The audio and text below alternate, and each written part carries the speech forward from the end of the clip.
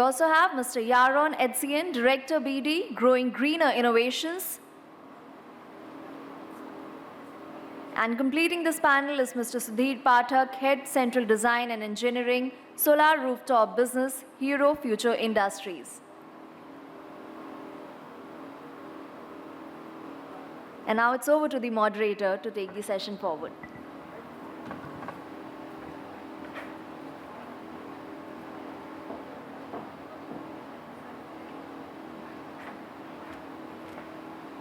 Okay, so welcome everyone. I think post-lunch session is always usually tough. So my role is to try to buy some time so that everyone else can finish their desserts and come back and listen to all the panelists. So again, I think energy storage has been growing up in importance, and in terms of the awareness, we are now come way forward in last 4 or 5 years. And as an India Energy Storage Alliance, we actually believe that although sometimes in media there is a lot of interest and hype about the large grid scale projects where you see RFPs and tenders at gigawatt hour scale getting announced, and there is a lot of excitement, the real action and real opportunity is actually on the behind the meter area, where based on the IESA projections, we are projecting almost 70% of the market between now and 2030 to be behind the meter, primarily led by commercial and industrial customers. And this is the area where I think the economics is in favor. There is not too much policy intervention required. And what is required is mainly to come the technology companies and financiers together and propose a good business model which can be scaled up at mass level. So as a ISA, we have been doing some work with World Bank as well as under the Energy Storage Partnership Program, which you'll hear more about during the session, and also with IFC in terms of looking at especially financing issues for commercial industrial customers. And we feel very confident that within next 6 months, there will be a large $500 million or $1 billion fund which will be set up for financing energy storage projects for commercial and industrial customers, similar to what World Bank and others have done for rooftop solar sector. So we are getting very close to that. And the good part is now we have a number of panelists present here who have already successfully demonstrated certain business cases and case studies for the customers. And we have companies like Hero Future Energy, who is looking at it completely from the solution perspective. They are working on various business models and offering options to the customers where they can either buy out the solutions, they can go in OPEX, or it could be also some form of a hybrid option where you can optimize on the taxation and other benefit as well. So this is really an exciting time. And I hope that we can make it interactive. I talk with most of them regularly, so I don't want to just keep on asking questions myself. So what we will do is we will go around the panel. I'll request each panelist to maybe take initially 5 to 7 minutes to share your opening remarks and thoughts. And then I'll do the first round of question, and then I'll ask all of you to jump in, and or if you have any pressing question immediately after hearing thoughts from the panelists, I will request you to even raise your hand, and I don't mind giving you the stage because the time is relatively short. It's just a 1 hour panel. So if you have any questions, feel free to raise your hand, and we will get to your questions sooner than later. So without further delay, let's start the panel. Good afternoon, everyone. Thank you, Rahul, for the kind introduction, and it's an honor to be sitting amongst the panel that we have in over here. Most of them are practitioners. I'll quickly share the point of view from the World Bank and the work that we are doing on energy storage. So the World Bank has something that we call as the Energy Storage Partnership. This is housed under the Energy Sector Management Program that we have.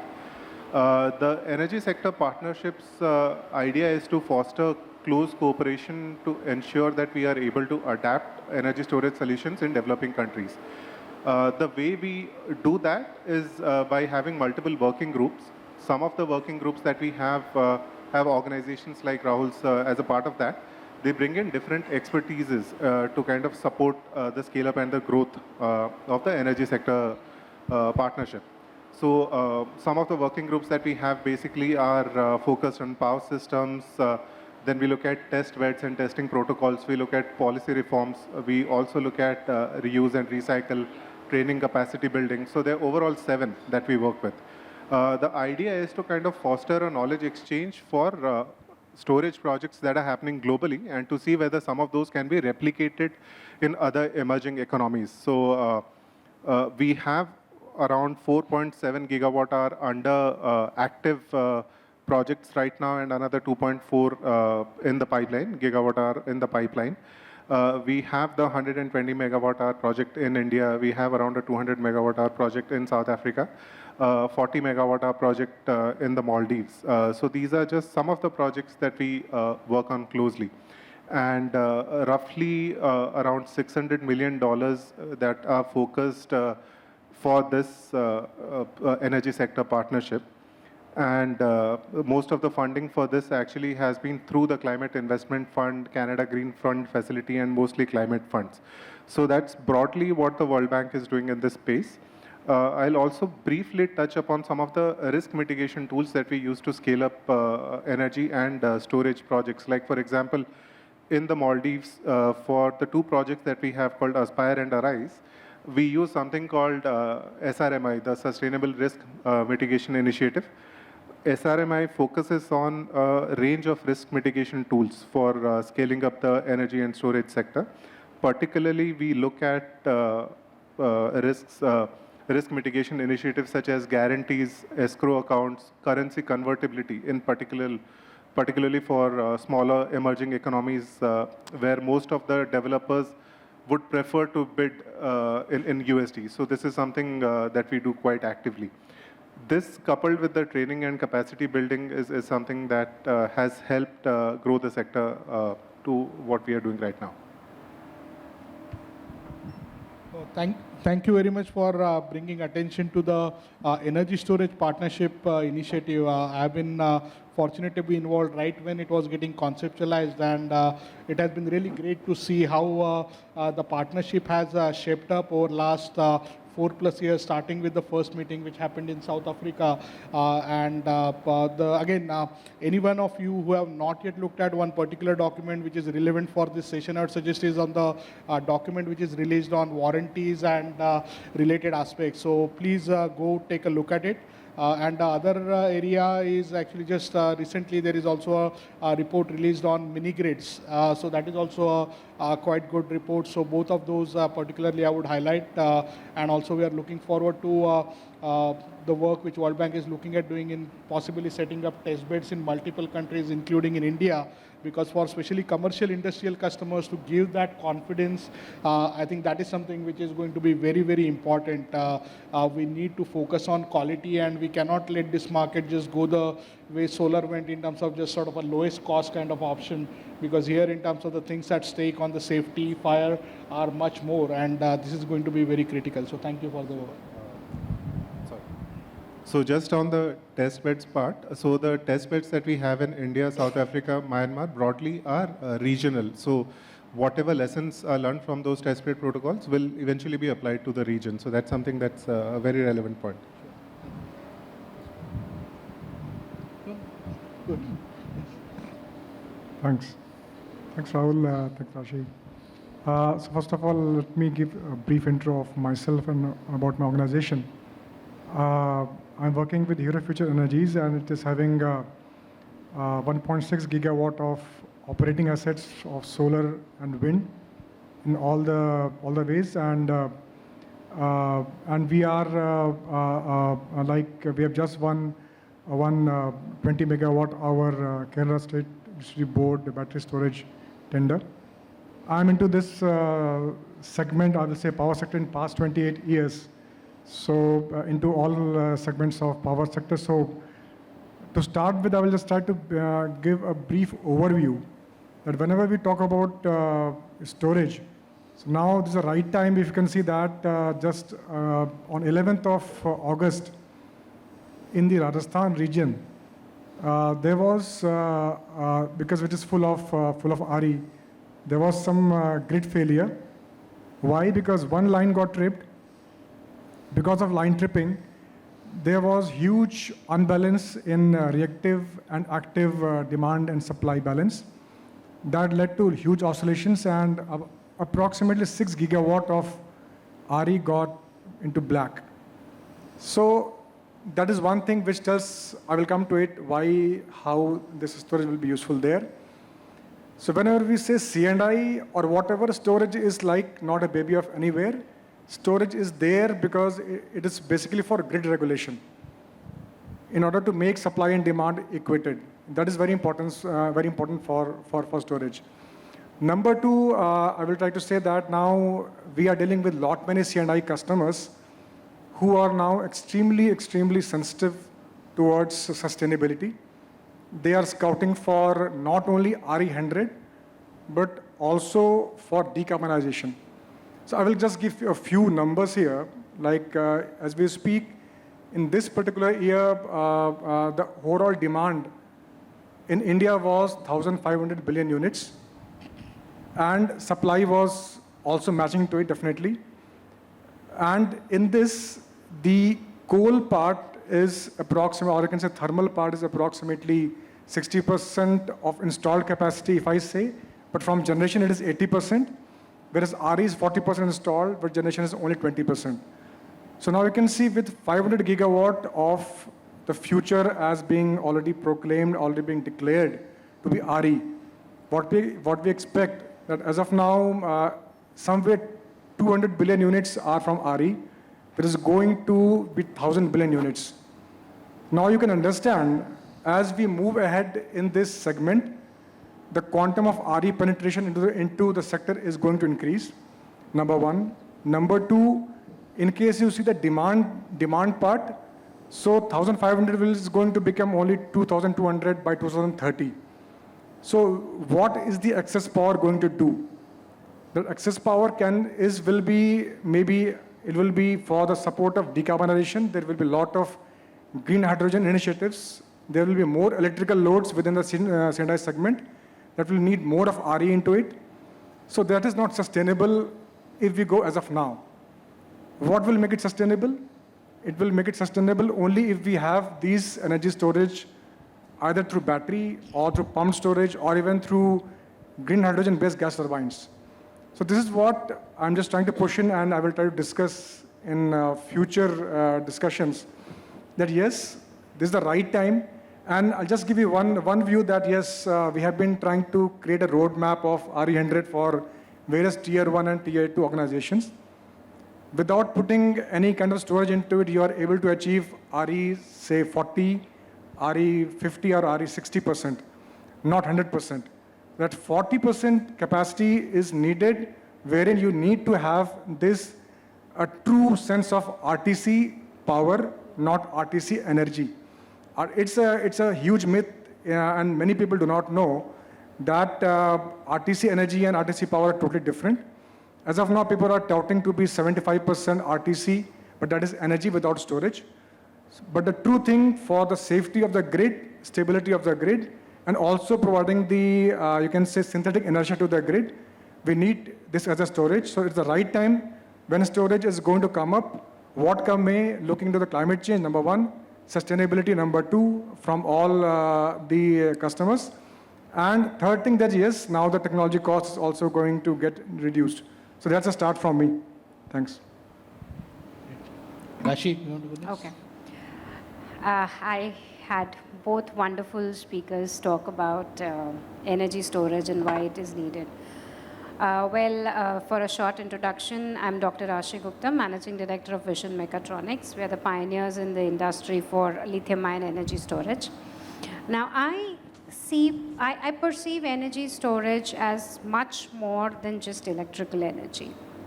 And we are going through a transition in this decade. And when we are looking at this transition, what's happening? We are cleaning our energies, and we have to store these clean energies so that they are available at the time you need them.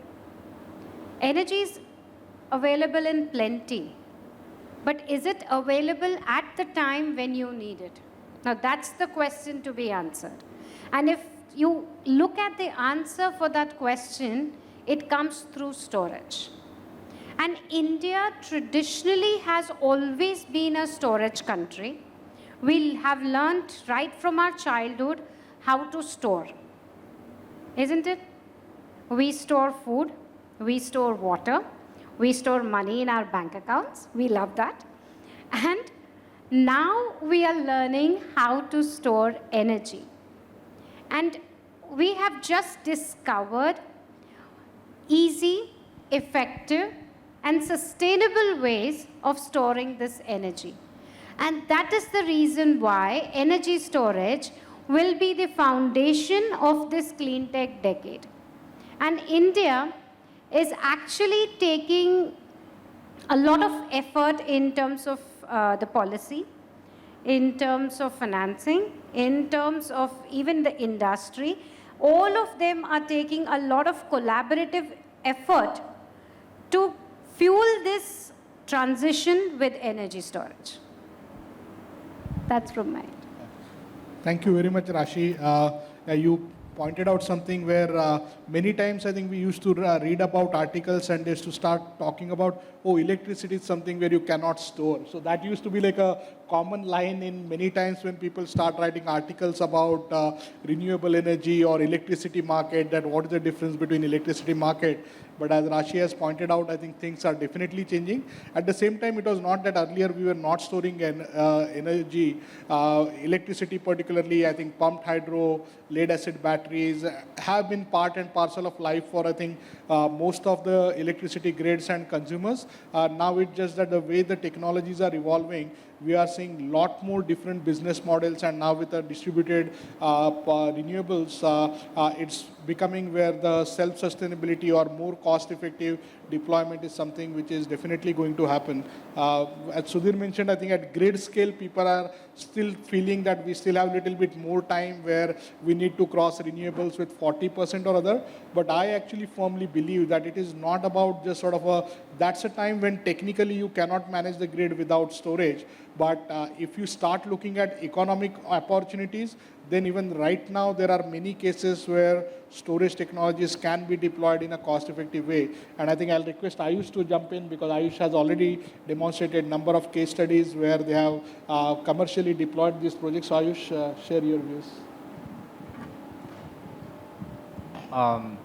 Thanks, Rahul. Just as a brief introduction about Ampere Hour Energy, we are an energy storage technology company. We build plug-and-play energy storage systems for a wide variety of different applications that are on both sides of the meter. So either it could be at the generation side, club to a solar farm or a wind farm. It could be on a standalone basis within the transmission network. It could be at a distribution transformer, or it could be behind the meter, which is essentially at a CNI premises or a residential building and so on. We also do a lot of work in the off-grid space. So what we get to see is a lot of different use cases and value propositions of storage, depending on where you are connecting energy storage. Generally, what we've seen in India, a lot of the initial deployments that have been done either for two reasons. One is that given where the storage cost is today, the core places where it makes commercial sense to deploy energy storage is where there is a lot of diesel usage. Right? So you look at places like Bihar, UP, Jharkhand. If you go further away from the cities, you see enough sort of type of clients who use a lot of diesel as the fuel. So that really has been the prime commercial driver for deployment of energy storage at this stage when the battery prices are what they are today. Now going forward, what we foresee is slightly different, wherein we project that the electricity grid is going to become a little more, like as RE penetration keeps happening, the intermittency caused or the unpredictability caused by renewables will mandate energy storage. Now you will have energy storage coming up at various different points in the value chain. And I think the CNI sector is going to be a big player in this entire space. Microgrids don't only provide a source of resiliency, but intelligently managed, they can also act as the key point, the nodal point, which is the closest to the load, where you can get the maximum services out of these energy storage systems. Thank you, Ayush.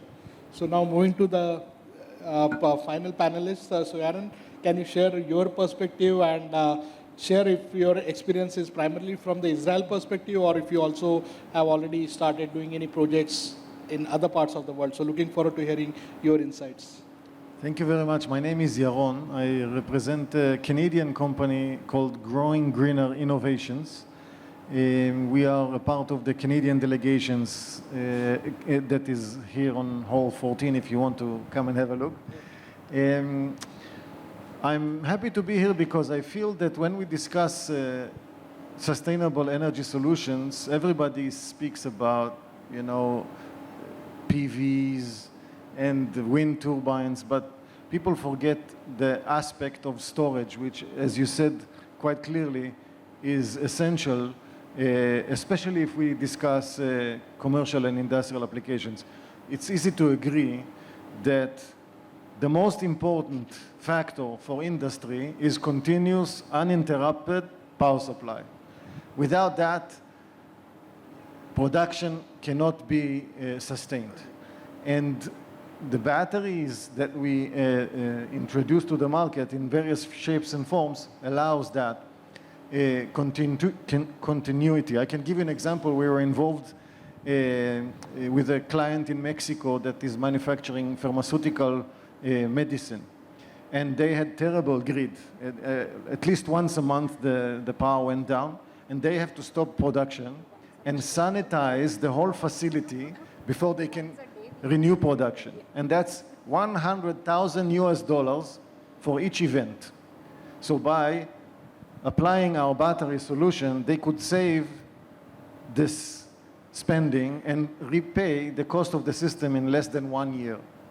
So think about that. When you think about ROI of a typical PV installation, we are talking about 10, 12, 15 years. But in this case, because you save so much money for the industry, it's really easy to pay it back. Now, another way to explain what we do and why is it unique is the fact that because they need continuous uninterrupted power supply, and the battery can do that, but the battery itself needs service and maintenance. And when that event happens, you need to shut down the system. Our technology is patented in the sense of combining software and hardware that allows replacing the battery packs that we manufacture. Actually, we don't buy it from China. We manufacture our own batteries. And anybody can change it, plug and play, without shutting the system down for service. So this also allows continuous uninterrupted power supply, which, as we said, is essential. Of course, batteries can provide other advantages for industry, like shaving the peak load and avoiding paying the penalty if you cross that threshold, or playing with the time of use, where you can charge the battery when the energy is cheap and use the energy stored in the battery when the grid is expensive. And by that, just by doing that, you can save 15 to 30% of your total energy costs. So batteries can definitely produce many advantages for CSI, and I do see a potential for high growth, specifically in India for that. We were focused so far on the Canadian market, but we believe our point of entry outside of Canadian shores would definitely be India, so I'm happy to be a part of this panel. Thank you very much. Rahul, one second. Adding on to what he just said, his grid was still better where it was just once a month. In India, we have a grid which is once a day. So in that case, when we did a diesel replacement solution on a megawatt scale here in Gurgaon, we realized that the customer had so much of trouble that, at a distance right from the stage till the room if you went, and there would be a power cut. So you have power when you're standing here, and at the end of the room, you do not have a power. So it was that bad a grid. And in that case, at every instance, using 7,000 liters of diesel was a total trauma to the environment. So at that point of time, like this is around COVID 2020 kind of times, if at that point of time storage was viable in a scenario, then today it's certainly viable to do a diesel replacement. I mean, I know Rahul has been talking about this from years together, same thing with me, that when we've been talking about energy storage in 2020 and in 2015, 2017, the prices of diesel were like 56 and 60 rupees, and now even at 90s, it still definitely makes a sense. And for CNI sector, it is 100% a viable solution to get into energy storage with combined with renewables to actually transform the entire sector. And CNI can really take a lead on that. Yeah, so there is a story from our side. So when we entered India office, started India operations back in 2010. So our global company president, Stephen Fernandes, also moved to Pune and lived 1 year in Pune. And he was living in a sort of an independent house where he had to manage his own DG set and backup. And he was seeing that on the IEX, on the energy exchange, there were energy available for 2, 3, 4 rupees at maximum. And here he was on a weekly basis, every Thursday in Pune, usually is a power cut, and he was spending money and it was costing him more than 15, 16 rupee per unit for the backup generation. You know, like, why is it that we are having these power cuts? And this was one of the favorite question he used to ask to any official from the state electricity board or DISCOM. And throughout the entire year, he got number of answers. Oh, it is because we are doing maintenance. It is because we are have a shortage. It is for something else. The only answer which made sense to him was because it is Thursday. And yeah, and again, unofficially, some people claim that the reason why actually they wanted to continue this weekly load shedding was because they knew that in future sometime load shedding will again be required. And if they stop doing load shedding regularly, then customers' expectations will change and then they will complain more. So these are the kind of, on a lighter note, realities. But again, the good part is, I think over the last 5-6 years, the overall, the grid situation has been improving and the number of power cuts are coming down. But the good part is that, as Rashi mentioned, the prices of diesel continues to go down. The prices of storage keep on coming down. So when we are looking at maybe back in 2013-14, we used to try to find out cases where customer has more than 800 or 900 hours of diesel usage per year. Then it came down to 500. But now again, if you find the right project and customer has a clear desire, then you can even justify it with some good financing mechanism at a slightly lower number of hours of diesel usage. Plus, if you can combine it with rooftop solar or something similar, then already for commercial industrial customer, solar plus storage is very cost effectively competing with the peak power from the grid. So I'd like to ask a question on financing, because this is something which many times gets raised, that there is tremendous potential, there are opportunities, but ultimately, unless the financing happens. So I'll ask this to Sudhir and Shreyansu, both of you. So can you talk about, because I know that IFC has been looking at particularly on the private side financing. World Bank has been looking at possibly creating a fund with State Bank of India. So can you provide any update, and then maybe you can talk about from the Hero Future Energy point of view, how you are seeing it and what type of conditions are required for you to really scale up the CNI sector business? So for something which is as multifaceted as the energy sector partnership, we follow something that is called as the One World Bank Group approach. So within the World Bank, you have agencies such as IFC and MIGA as well. So MIGA is the Multilateral Investment Guarantee Agency, and IFC, as Rahul pointed out, is the on-financing partner for a lot of the projects that we do. The idea is to kind of explore potential opportunities of stapled financing wherever we can for various projects. One example, again, for the 40 megawatt hour projects that we are doing in the Maldives, the idea is to kind of bid them out and then eventually can see how IFC can